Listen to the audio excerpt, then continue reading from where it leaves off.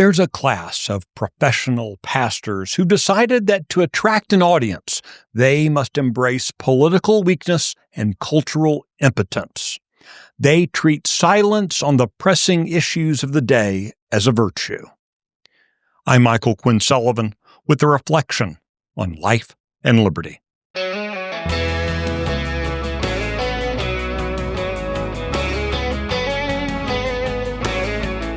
Political neutrality might feel winsome on the surface, but it's merely cowardice given a religious spin. I'm sickened by the pious ramblings of soft men about the perceived dangers of being intertwined with imperfect candidates and messengers. A recurring theme of Scripture is that God has throughout history used imperfect men and women to impact culture for His glory. Indeed, the disciples and St. Paul were as flawed as anyone in history. In the denomination that I called home for nearly 30 years, the Presbyterian Church in America, this moral cowardice is sometimes called the third way, but goes by other names as well. Other denominations have their own subgroups that subtly seek to subvert the Great Commission and mute the Church's witness in the real world. Whatever it's called, the idea is to falsely reframe a cowardly retreat from culture as winsome engagement.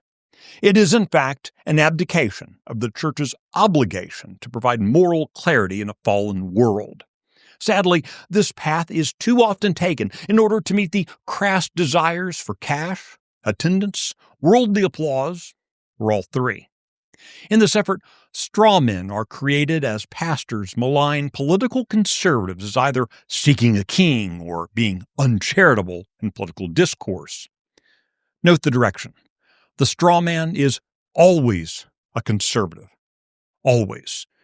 You will rarely hear from a conservative church's pulpit any critique of left-wing activists, politicians, or even policies. I fear that this is because too many shepherds are grooming their right-leaning congregants for cultural and political apathy. Scripture is contorted into an egalitarian mess by weak men lacking the courage of their own or anyone's convictions. Their maliciously false premise is to argue against extremism on both sides, thus the eponymous third way. In practice, that way is an invitation to sin and cultural rot, which, I have come to believe, is precisely their point. So murdering babies in the womb is wrong, but a politician pushing to fund abortion won't be criticized. Gay marriage might be a concern, but homosexuality won't be condemned. American capitalism is obviously problematic, but the building fund needs more cash. By laying down arms in the fight for the heart of our republic, for the soul of our culture, proponents of the third way would have the church apathetically wave the white flag of surrender as the enemy struts unopposed through our streets. If Christians won't push forcefully against evil, who will? Jesus was not interested in offering a third way for mankind. He was exclusionary in the extreme, describing himself as the way, the truth, and the life. He offered no alternatives. In scandalously direct language, Jesus mocked the ruling elite of the day with the most culturally vile invectives one could use. Jesus also had something to say about those who claim his name but stand in the mushy middle of the moral fights of the day. In Revelation 3:16, Jesus condemns the church in Laodicea, quote, "So because you are lukewarm and neither hot nor cold, I will spit you out of my mouth."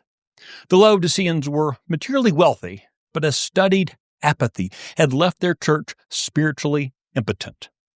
This is the direction the third way leads. The coffers might bulge for a while, but their impact will be as unremarkable as a feather landing on a mountain. Whoever is left in the pews will hear soothing words wrapped in biblical pablum, but their hearts will shrivel from a lack of moral exercise. For too long, Christians have allowed weak men to fashion the faith into their own emasculated images. Now, more than ever, the church must speak with strength and clarity It is the only way to minister to and in the culture and to save our republic.